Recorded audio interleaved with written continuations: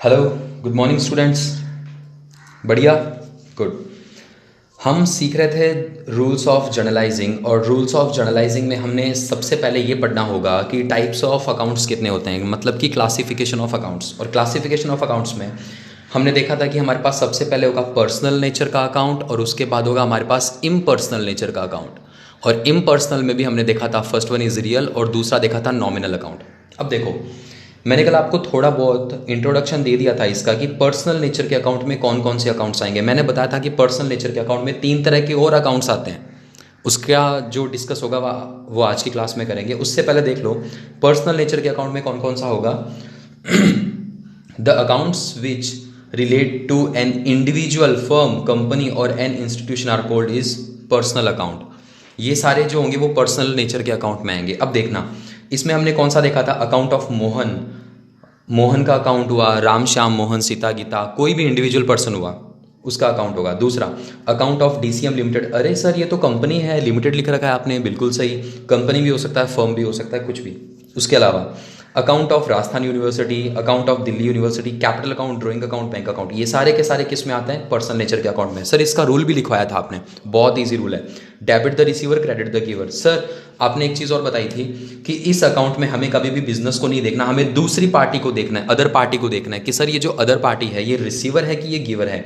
उसी के अकॉर्डिंग इसको हम डेबिट या क्रेडिट करेंगे। दूसरी वाली पार्टी को चेक करना है कि सर ये रिसीवर है कि गिवर है। क्लियर है यहाँ तक बात? ठीक है सर, रूल्स तो याद होंगे ना सबको, सबने रट लिए होंगे अब तक तो रूल्स, जो 3 गोल्डन रूल बताए थे मैंने। आगे चलो। Real account. रियल अकाउंट में क्या बताया था मैंने? अच्छा, रियल अकाउंट को पढ़ने से पहले यहाँ आ जाओ, अपन पर्सनल नेचर के अकाउंट को और अच्छे से पढ़ लेते हैं एक बार। देखो, पर्सनल नेचर का जो मैंने अकाउंट बताया था उसमें इसको आगे 3 कैटेगरी में फिर से कैटेगराइज किया गया है। सबसे पहला है natural personal account. Natural personal account, sir natural person account क्या होता है? जो नेचुरल होता है, बिल्कुल सही। तो नेचुरल जैसे कि मोहन अकाउंट हुआ, सोहन का अकाउंट हुआ, सीता का अकाउंट, गीताज अकाउंट हुआ, गीता का अकाउंट हुआ। उसके अलावा अब सुनना ध्यान से, अगर इन किसी भी पार्टी के साथ अगर हमने ट्रांजैक्शन किया है तो वो नेचुरल पर्सन अकाउंट होगा, नेचुरल पर्सनल अकाउंट। अब एक चीज़ और सुनना, जो बिजनेस का एक जब हम इसके कंसेप्ट पढ़ेंगे, वैसे मैंने आपको पढ़ा दिया है जो अकाउंटिंग के कंसेप्ट होते हैं, उसमें एक मोस्ट इंपॉर्टेंट कंसेप्ट होता है बिजनेस एंटिटी कंसेप्ट। कौन सा concept? Business entity concept. According to this concept business का ओनर अलग होता है और बिजनेस अलग होता है। बिजनेस का ओनर अलग और बिजनेस जो मेन बिजनेस है वो अलग होगा। अगर बिजनेस में बिजनेस का ओनर, मतलब बिजनेस का ओनर है ना, वो बिजनेस में कुछ भी पैसे इंट्रोड्यूस कर रहा है, कुछ भी पैसे लगा रहा है, तो भी वो बिजनेस की नहीं होगी, वो उस ओनर की होगी। ऐसा माना जाता है कि बिजनेस है ना, जो बिजनेस, उस बिजनेस ने उस ओनर से पैसे लिए हैं। ध्यान से सुनना, दोबारा बता दूं मैं, बिजनेस अलग और बिजनेस का ओनर अलग। उसी तरह से अब ध्यान से सुनो, मान लो बिजनेस का ओनर है, वो बिजनेस में कुछ भी पैसे इंट्रोड्यूस कर रहा है, तो जो ओनर है वो भी तो नेचुरल पर्सनल अकाउंट हुआ ना, वो ओनर है, वो भी तो नेचुरल पर्सन अकाउंट हुआ ना। लेकिन अब उसको थोड़ा स्पेशल फील करवाने के लिए और उसको थोड़ा प्रेफरेंस देने के लिए हम उसका नाम बिजनेस में नहीं लिखते, जो बिजनेस का ओनर है ना उसका नाम नहीं लिखते, उसको एक स्पेशल अकाउंट से शो करते हैं जिसको बोलते हैं प्रोप्राइटर्स कैपिटल अकाउंट। उसको किस नाम से शो करते हैं? Proprietors capital account. ध्यान से सुनना। दूसरी बात, एक होता है प्रोप्राइटर्स ड्राइंग अकाउंट। तो मैंने कैपिटल और ड्राइंग को मेरी प्रीवियस क्लास में बहुत अच्छे से एक्सप्लेन कर दिया था, आप वो वीडियोस देख लेना। आगे चलो, उसके बाद में होता है डेटर्स अकाउंट और क्रेडिटर्स अकाउंट। डेटर्स कौन से होते हैं? जिनसे हम हमारे बिजनेस में उधार में, मतलब क्रेडिट में गुड्स को परचेज करेंगे, तो जो वो होता है हमारा क्रेडिटर्स, जिनसे हम लोग उधार में गुड्स परचेज करते हैं। ध्यान से सुनना, ये हमारा बिजनेस है। बिजनेस, हम जिन जिन पार्टी से क्रेडिट में गुड्स को परचेज कर रहे हैं, मतलब हम परचेज कर रहे हैं और वो भी क्रेडिट में परचेस करें, तो इन पार्टीज को बोला जाता है क्रेडिटर। इनको क्या बोला जाता है? क्रेडिटर बोला जाता है इन पार्टीज को। और अब ध्यान से सुनना, अगर मैं ये गुड्स को कर दूंगा सेल, क्या कर दूंगा? सेल कर दूंगा, वो भी क्रेडिट पे सेल कर दूंगा। सेल कर रहा हूं और वो भी क्रेडिट पे सेल कर रहा हूं, तो ये जो सामने वाली पार्टीज होगी इनको बोलूंगा डेटर्स। जो सामने वाली पार्टीज का अकाउंट होगा ना, जो भी उनका नाम होगा, उनको मैं बोलूंगा, क्या बोलूंगा? क्रेडिटर्स बोलूंगा। क्लियर है? तो डेटर्स और क्रेडिटर्स का अकाउंट भी किस में आता है? नेचुरल पर्सनल अकाउंट में आता है। ठीक है, शर्त है कि जो क्रेडिटर्स है या जो डेटर है वो भी मोहन, सोहन, सीता, गीता उनमें से ही कोई होना चाहिए। मतलब वो भी क्या होना चाहिए, नेचुरल पर्सनल अकाउंट होना चाहिए। सामने वाली पार्टी कोई फर्म या कंपनी नहीं होनी चाहिए। ध्यान से सुन लेना। चले आगे आगे चलो। अब बात करते हैं आर्टिफिशियल पर्सनल अकाउंट की। देखो आर्टिफिशियल पर्सनल अकाउंट में कौन से आते? सर ये आर्टिफिशियल है मतलब ये बाद में बने हुए हैं, ये जन्म से ही ऐसे नहीं थे, इनको बाद में बनाया गया था। तो बाद में कौन से होते हैं? जैसे कि एनी फर्म्स अकाउंट, कोई भी फर्म हो सकती है, Sharma and brothers, Mukesh and sons, कोई भी फर्म हो सकती है, बिजनेस हो सकता है। उसके अलावा एनी कंपनी अकाउंट, कोई भी कंपनी हो सकती है, 1% company, private limited company, government company, कोई भी टाइप की कंपनी हो सकती है। उसके अलावा गवर्नमेंट कंपनी या फिर कोई भी कंपनी हो सकती है। उसके अलावा होगा एनी इंस्टीट्यूशन अकाउंट, कोई भी इंस्टीट्यूशन हो सकता है। इंस्टीट्यूशन मतलब कोई प्राइवेट कोचिंग हो सकती है, कोई बड़ा इंस्टीट्यूशन हो सकता है, कुछ यूनिवर्सिटीज़ वगैरह हो सकती है, जैसे मैंने कल लिखा था राजस्थान यूनिवर्सिटी या दिल्ली यूनिवर्सिटी। उसके बाद में bank account. Sir bank account भी आर्टिफिशियल पर्सनल नेचर का अकाउंट होगा। बिल्कुल सही। क्यों? क्योंकि बैंक के साथ हम कोई ट्रांजेक्शन नहीं करते क्या? बैंक में पैसे डिपॉजिट नहीं करवाते? सर बिल्कुल करवाते हैं। तो हो गई ना दूसरी पार्टी। बैंक से पैसे विड्रॉ भी करते हैं, तो समझ में आ जानी चाहिए। बैंक अकाउंट भी क्या होगा? पर्सनल नेचर का अकाउंट होगा और उसमें भी आर्टिफिशियल पर्सनल नेचर का होगा। एनी क्लब को हमने डोनेशन दिया या वहाँ से कुछ भी, जैसा कुछ भी हुआ है, अगर हमने क्लब में कुछ भी रजिस्ट्रेशन वगैरह करवाया, कुछ भी। उसके बाद है insurance company account. Insurance company को हम प्रीमियम पे करते हैं और इन केस अगर कुछ भी गलत हो जाता है, जैसे कि जिस चीज़ का इंश्योरेंस करवाया था वो क्लेम हमें लेना होगा, तो उस केस में क्या होता है, इंश्योरेंस कंपनी अकाउंट ये हमारा क्या है, पर्सनल नेचर का अकाउंट है। उसके बाद होता है the account of government department. Government department हुआ किसी भी तरह का डिपार्टमेंट, तो अगर उसके साथ हमने कोई भी ट्रांजेक्शन किया है तो वो भी पर्सनल नेचर का अकाउंट होगा। क्लियर है बात यहाँ तक? चलो आगे चलते हैं। रिप्रेजेंटेटिव पर्सनल नेचर का अकाउंट। रिप्रेजेंटेटिव पर्सनल अकाउंट, देखो ये अकाउंट्स आपको अभी इतने अच्छे से समझ में नहीं आएंगे, जब मैं इनकी जर्नल एंट्रीज करवाऊंगा तो आपको और अच्छे से समझ में आएगा। उससे पहले मैं इसका थोड़ा सा और डीपली जैसे भी होगा एक लेक्चर और बना दूंगा कि सर ये होता क्या क्या है। ध्यान से सुनना। रिप्रेजेंटेटिव पर्सनल अकाउंट क्या होता है? Outstanding expenses. ध्यान से सुनना, इसमें एक्सपेंस है, आउटस्टैंडिंग एक्सपेंसेस अकाउंट। ऐसे एक्सपेंसेस जो हमारे एक्सपेंस हो तो गए लेकिन हमने अभी तक उनके लिए पेमेंट नहीं किया, वो हमारे आउटस्टैंडिंग एक्सपेंस होंगे। उसके अलावा प्रीपेड एक्सपेंसेस, ये भी एक्सपेंस है सर, ये भी क्या है, एक्सपेंस है। प्रीपेड एक्सपेंस क्या होता है? वो हमारे अभी तक एक्सपेंस हुए नहीं है, हमने उसके लिए प्रीपेड कर दिया, हमने उनके लिए पेमेंट पहले ही कर दिया, वो हो गए हमारे प्रीपेड एक्सपेंसेस। उसके बाद में होती है इनकम की बात करता हूँ। अब देखो दो एक्सपेंस हो गए, दो इनकम आएगी। इनकम कौन सी है? Accrued income. एक्रूड इनकम क्या होती है? एक्रूड इनकम होती है ऐसी इनकम, एक्रूड इनकम क्या होती है? ऐसी इनकम जो हमने अर्न तो कर ली, मतलब हमने ऐसी इनकम जो अपन ने कमा तो ली लेकिन हमें अभी तक रिसीव नहीं हुई। जैसे मान लो हमने किसी को रेंट पे कोई बिल्डिंग दे रखी है और उसका महीना पूरा हो गया, मतलब रेंट तो ड्यू हो गया लेकिन उसने अभी तक हमें रेंट दिया नहीं, तो वो क्या हो जाएगी? एक्रूड इनकम हो जाएगी। क्लियर है? एक्रूड इनकम हो जाएगी। उसके बाद में होता है एक unearned income. Unearned income. Unearned income क्या होता है सर? अनअर्न इनकम ऐसी होती है जो अभी तक अपन ने अर्न की ही नहीं, अनअर्न है अभी तक, वो हमने अभी तक वो अर्न ही नहीं की और हमें एडवांस में रिसीव हो गई वो, इसको हम एडवांस इनकम भी बोल सकते हैं। क्लियर है बात? तो ये सारे के सारे अकाउंट्स क्या होता है? रिप्रेजेंटेटिव पर्सनल नेचर के अकाउंट होंगे सर। ये भी पर्सनल अकाउंट है, ये भी पर्सनल अकाउंट है। बस डिफरेंस इतना, ये नेचुरल है, ये आर्टिफिशियल है और ये रिप्रेजेंटेटिव है। नेचुरल, आर्टिफिशियल और रिप्रेजेंटेटिव। क्लियर है बात यहाँ तक? आगे चलो, आगे देखते हैं। अब है हमारे पास real account. Sir real account में भी आपने हमें कल बताया था कि दो तरह से होता है, एक होता है टेंजिबल, एक होता है इनटेंजिबल। तो ध्यान से सुनना, ये दोनों मैं रियल अकाउंट ही बता रहा हूँ सर, लेकिन डिफरेंस इतना है, ये टेंजिबल है, ये इनटेंजिबल है। सर टेंजिबल क्या होता है? टेंजिबल ऐसे होता है जिनको हम आंखों से देख सकते हैं, हाथों से टच कर सकते हैं और जिनका ऑनर खुद बिजनेस होता है। ऐसी चीज़ें जिनका ऑनर खुद बिजनेस होता है, जैसे कि कैश अकाउंट, उसके बाद furniture account, land and building account, machinery account, plant account, equipment, कुछ भी हो सकता है। ये सारी चीज़ों का ऑनर है ना, वो बिजनेस होता है, इनको आंखों से देख सकते हैं, हाथों से टच कर सकते हैं। क्लियर है बात इतनी? ये रियल अकाउंट है। हमने कल पढ़ा था जो रियल अकाउंट था ना अपना, ये रहा सर बिल्कुल आपने रियल अकाउंट हमें समझाया था। The accounts of all those thing whose value can be measured in term of money, जिनको हम लोग मनी में मेजर कर सकते हैं, पहली चीज। और and which are the properties of the business are termed as real account. और वो प्रॉपर्टी होनी चाहिए बिजनेस की, मतलब जिसका ओनर होना चाहिए खुद बिजनेस, जैसे कि कैश अकाउंट हुआ, मशीनरी अकाउंट हुआ, फर्नीचर हुआ, लैंड एंड बिल्डिंग हुआ और गुडविल हुआ। ठीक है, देखो इसका रूल क्या था, debit what comes into the business, credit what goes out from the business. मतलब बिजनेस में अगर इनमें से कोई भी चीज़ आएगी तो उसको डेबिट कर देंगे और कोई भी चीज़ जाएगी तो उसको क्रेडिट कर देंगे। अब एक बार यहाँ आ जाओ वापस। सर आपने गुडविल तो बताई नहीं, देखो बताते हैं, बात करते हैं गुडविल की भी, टेंशन मत लो। सबसे पहले होता है टेंजिबल। अब टेंजिबल का क्या है, टेंजिबल और इनटेंजिबल में नॉर्मल कैरेक्टरिस्टिक्स तो वो आएगी, कौन सी, कि इसको हम लोग मनी में मेज़र करना होगा, इसे मनी में मेज़र करना होगा, और इसका जो ऑनर है वो खुद बिजनेस होना चाहिए, इसका ऑनर खुद बिजनेस होना चाहिए, ठीक है। लेकिन इसकी एक अलग से स्पेशलिटी क्या है, ये टचेबल होती है। टेंजिबल एसेट्स को हम टच कर सकते हैं, आंखों से देख सकते हैं, क्लियर है बात इतनी। उसके बाद आता है इनटेंजिबल एसेट्स, ध्यान से सुनना, ये भी मनी में मेजरेबल होनी चाहिए और इसका भी ओनर खुद बिजनेस होना चाहिए, मतलब ये बिजनेस की प्रॉपर्टी होनी चाहिए। लेकिन दूसरी शर्त क्या है कि ये अनटचेबल है, इसको हम लोग टच नहीं कर सकते इंटेंजिबल एसेट्स को। तो ध्यान से सुनो, इंटेंजिबल इंटेंजिबल रियल अकाउंट में क्या होता है, सबसे पहले होता है गुडविल, उसके बाद होता है patent, trademark, copyright, computer software, licence and franchisee. इन सब में डिफरेंस होता है, ये सारी चीज़ें सुनने में या देखने में एक जैसी लगती है लेकिन इसमें डिफरेंस होता है। इसके बारे में भी अलग से डिस्कस करेंगे बाद में। सबसे पहले ये सुन लो, गुडविल, ठीक है सर।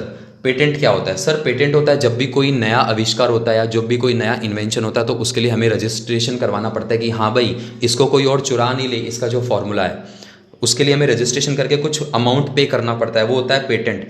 ट्रेडमार्क क्या होता है, आपने कुछ भी चीज़ खरीदी होगी तो उस पर कुछ ना कुछ उसका लोगो लगा हुआ आया होगा, वो होता है उसका ट्रेडमार्क, और वैसा का वैसा कोई और कॉपी ना कर ले, इसके लिए उसका भी क्या किया जाता है, रजिस्ट्रेशन करवाया जाता है। उसके बाद होता है कॉपीराइट। तो कॉपीराइट में तो आपने बहुत अच्छे से सुना होगा, जैसे कि जब भी कोई न्यू बुक पब्लिश होती है तो उसके लिए सबसे पहले कॉपीराइट करवाया जाता है, ताकि वैसे सेम टू सेम बुक कोई और ना प्रिंट कर दे, क्लियर है बात। उसके अलावा जैसे भी कोई नई मूवी बनती है, म्यूजिक बनते हैं, तो उनके लिए भी कॉपीराइट करवाया जा सकता है। इन सब के लिए कुछ ना कुछ पर्टिकुलर टाइम पीरियड होता है, उसके बाद इनको रिन्यू करवाया जाता है।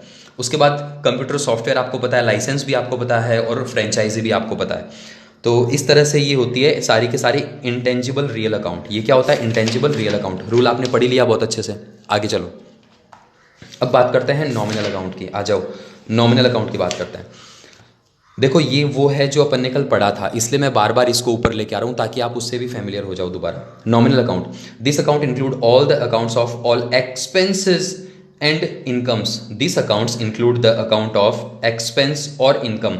मतलब नॉमिनल अकाउंट में सारे के सारे इनकम और एक्सपेंस आएंगे। सर इनकम और एक्सपेंस क्या होती है, सर इनकम और एक्सपेंस वो चीज़ होती है जो बार बार रिकरिंग नेचर की हो और जिसको हम देख के भी पता लगा सकते हैं कि ये इनकम है कि एक्सपेंस है। दूसरी शर्त, ये रिकरिंग नेचर का होना चाहिए।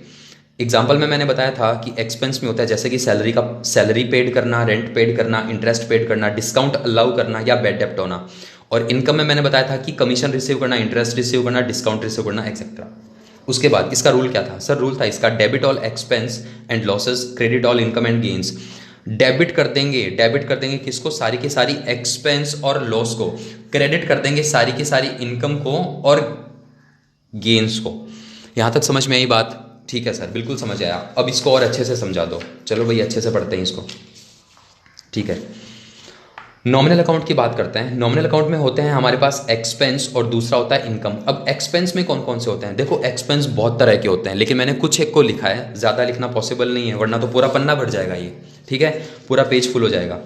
उसके बाद अब सुनो, सबसे पहले हमने सैलरी को पेड किया। सैलरी पेमेंट करना सर रिकरिंग नेचर का है, हमें बार बार पेमेंट करना पड़ता है, तो ये क्या हो गया, एक्सपेंस हो गया।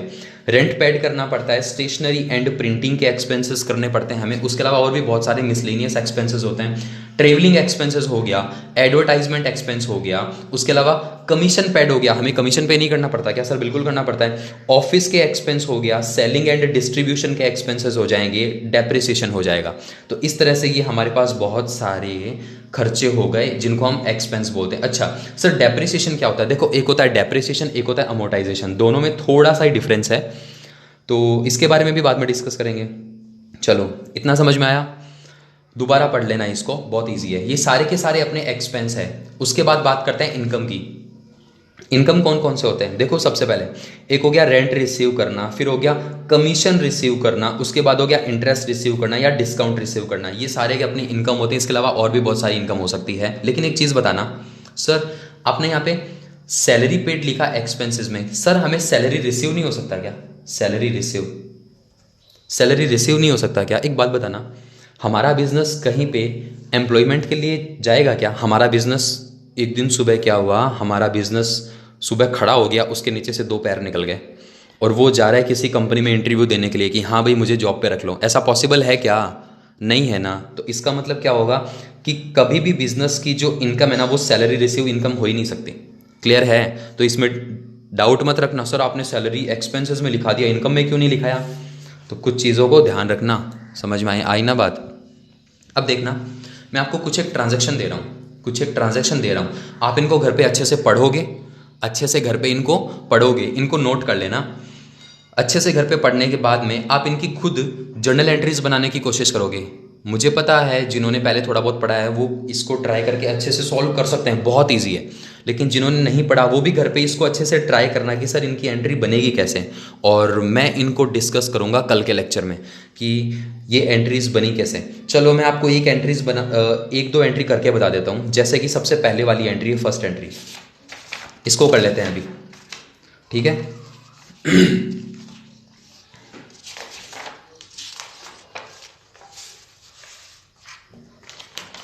देखो एंट्री बनाने का रूल बता देता हूँ मैं। सबसे पहले हमें ट्रांजैक्शन को पढ़ना होगा। सबसे पहले क्या होगा, मनीष स्टार्टेड। अच्छा ये सारी एंट्रीज अलग अलग है, ठीक है ना, ये किसी एक पर्टिकुलर बिजनेस की एंट्री नहीं लिखवा रहा हूँ मैं। तो ऐसे मत करना कि सर बिजनेस में पैसे तो इतने ही आए और आपने एक्सपेंस इतना कर दिया, ये मत सोचना बिल्कुल भी। सारे इंडिविजुअल एंट्रीज है। सुनना, Manish started business with cash. ओहो ध्यान से सुनना, बिजनेस स्टार्ट हो रहा है, बिजनेस स्टार्ट हो रहा है और बिजनेस में आ रहा है कैश, बिजनेस में आ रहा है कैश। और ये बिजनेस में जो कैश आया वो बिजनेस के ओनर ने लगाया था। और बिजनेस के ओनर का नाम क्या है? सर ओनर का नाम है मनीष, लेकिन हमें इसको मनीष नाम से नहीं लिखना। सर आपने बोला था इसको कैपिटल नाम से लिखना है। इसको थोड़ा स्पेशल फील करवाना है कि नहीं करवाना? सर बिल्कुल करवाना है। तो देखो ट्रांजैक्शन नंबर फर्स्ट की बात करते हैं। जब भी हमारे पास कोई ट्रांजैक्शन होगा, उस ट्रांजैक्शन के हमेशा 2 अकाउंट निकलेंगे, 2 अकाउंट निकलेंगे, कम से कम 2 अकाउंट। सबसे पहला अकाउंट हो गया हमारे पास कैश अकाउंट और दूसरा हो गया हमारे पास कैपिटल अकाउंट। हो गया ना, कैश अकाउंट और कैपिटल अकाउंट। अब ध्यान से सुनो, कैश अकाउंट हमारा रियल अकाउंट है, नॉमिनल अकाउंट है कि पर्सनल अकाउंट है? सर कैश अकाउंट हमारा रियल अकाउंट है। कैश अकाउंट हमारा कौन सा? Real account. और सर पर्सनल अकाउंट है जो ये जो कैपिटल है ये अपना पर्सनल नेचर का अकाउंट है। कौन सा नेचर का अकाउंट है सर? सर ये हमारे पर्सनल नेचर का अकाउंट है। अब आ जाओ, रियल अकाउंट का रूल क्या था? Debit what's commit to the business, credit what goes out from the business. जो चीज बिजनेस में आ रही है उसको डेबिट करो और अगर कुछ जा रहा है तो उसको क्रेडिट करो। अब बताओ मुझे, जब बिजनेस स्टार्ट होगा, बिजनेस में कैश आएगा, तो ये जो कैश है ये बिजनेस में आ रहा है, कम्स इनटू द बिजनेस है कि goes out from the business है? सर ये तो बिजनेस में आ रहा है। और जो भी चीज बिजनेस में आती है उसको हम कर देते हैं डेबिट। उसको क्या कर देते हैं? डेबिट। समझ में आई बात? ये अगर आपको रूल अच्छे से याद होंगे तो आप इसको इजीली कर सकते हो। अब बात करते हैं कैपिटल की। तो कैपिटल में क्या है? बिजनेस का ओनर है ये रहा मनीष, मनीष है ना, हाँ। इसने क्या किया? बिजनेस को स्टार्ट करने के लिए इसको पैसे दिए। अब मुझे ये बताओ, पर्सनल नेचर में हम लोग क्या चीज़ चेक करते हैं कि ये जो दूसरी पार्टी है ना, दूसरी पार्टी ये रिसीवर है कि गिवर है? तो बताओ, मनीष ने बिजनेस को पैसे दिए हैं तो मनीष रिसीवर है कि गिवर है? सर ये तो गिवर है। ये तो कौन है? गिवर। तो according to the rule debit the receiver and credit the giver. तो इसका मतलब हमें इसको क्या करना होगा? क्रेडिट करना होगा। ये हो गई हमारी एंट्री। तो ध्यान से सुना, एंट्री कैसे बनती है? कैश का जो अकाउंट है ना, कैश अकाउंट क्या हो जाएगा? डेबिट हो जाएगा। देखो डेबिट। और कैपिटल का अकाउंट क्या हो जाएगा? क्रेडिट। तो इसको मैं करके लिखता हूं 2 कैपिटल अकाउंट। कैश के सामने डेबिट लिखा जाता है, कैश के सामने क्या लिखा जाता है? डेबिट। और जो क्रेडिट हो रहा है उसके सामने क्रेडिट नहीं लिखा जाता, इसके सामने 2 लगा दिया जाता है, 2, ताकि हमें समझ में आ जाए कि ये अकाउंट क्रेडिट हुआ है, ठीक है। और जब मैं अमाउंट लिखूंगा, अमाउंट कितना है? 50 लाख रुपए, 50 लाख रुपीज। तो अमाउंट लिखते टाइम में भी डेबिट वाला थोड़ा आगे लिखा जाएगा और क्रेडिट वाला थोड़ा पीछे लिखा जाएगा, ये याद रखना, ठीक है। इसका भी एक परफॉर्मा होता है, जर्नल एंट्री का परफॉर्मा, पूरी टेबल बनती है, तो वो बाद में सीखेंगे। सबसे पहले तो हमें एंट्री समझ में आ जानी चाहिए। समझ में आई क्या ये? चलो एक सेकेंड एंट्री और करवा देता हूँ मैं। सेकेंड एंट्री देखो, सेकेंड एंट्री क्या है? Ram started business with cash, machinery, furniture. इसने तो केवल कैश से स्टार्ट किया था, इस बार बिजनेस में कैश भी आ रहा है, मशीनरी भी आ रही है, फर्नीचर भी आ रहा है, और ये सारा का सारा आ रहा है। और लगा कौन रहा है? राम लगा रहा है ना। तो ये बिजनेस का ओनर हुआ। बिल्कुल सिंपल सी एंट्री है। जैसे हमने यहाँ पे कैश को डेबिट किया था उसी तरह से मैं यहाँ पे किसको डेबिट कर दूंगा? कैश अकाउंट तो मेरा डेबिट होगा ही होगा, मशीनरी को भी डेबिट कर दूंगा मैं, मशीनरी अकाउंट डेबिट, फर्नीचर को भी डेबिट कर दूंगा, फर्नीचर अकाउंट डेबिट। और ये पूरा का पूरा दिया किसने है? ये बिजनेस के ओनर ने दिया है जिसका नाम है राम। तो ये रिसीवर है कि गिवर है? सर ये गिवर है। ये कौन है? गिवर है। तो ये क्या हो जाएगा? क्रेडिट। लेकिन मैं इसको राम नाम से ना लिख के इसको मैं लिखूंगा capital account, to capital account. कितने रुपए? सबसे पहले आए थे कैश के 1 करोड़ रुपए। अरे वाह भाई, इतने ज्यादा। ठीक है, उसके बाद है मशीनरी के 5 लाख रुपीज, और फिर फर्नीचर के हैं 2 लाख रुपीज। तो 1 करोड़ 7 लाख रुपीज, 1 करोड़ 7 लाख रुपीज। ठीक है सर, ये जो कैश है ये भी रियल अकाउंट है, मशीनरी भी रियल अकाउंट है, फर्नीचर भी रियल अकाउंट है, मैंने लिखवाया था आपको सारा। और ये तीनों चीज़ें बिजनेस में आ रही है रियल अकाउंट के हिसाब से, ये तीनों चीज़ें बिजनेस में आ रही है, इसलिए इसको डेबिट कर देंगे। और कैपिटल है, ये अपना पर्सनल नेचर का अकाउंट है। ये कौन सा है? पर्सनल नेचर का। और ये रिसीवर है कि गिवर है? सर ये गिवर है, इसलिए इसको क्रेडिट कर दिया। ठीक है, आगे चलें क्या, या बहुत है इतना? चलो ठीक है, एक काम करना, इन एंट्रीज़ को आप अच्छे से वीडियो को रोक के पॉज करके इन वीडियोस को इस क्वेश्चन को लिख लेना और इसको आप घर पे सॉल्व करने की कोशिश करना। कल हम ये बची हुई 8 एंट्रीज तो दोबारा करेंगे ही करेंगे, इसके अलावा हम 8-10 एंट्रीज और करेंगे नेक्स्ट लेक्चर में। ठीक है, तब तक के लिए थैंक यू।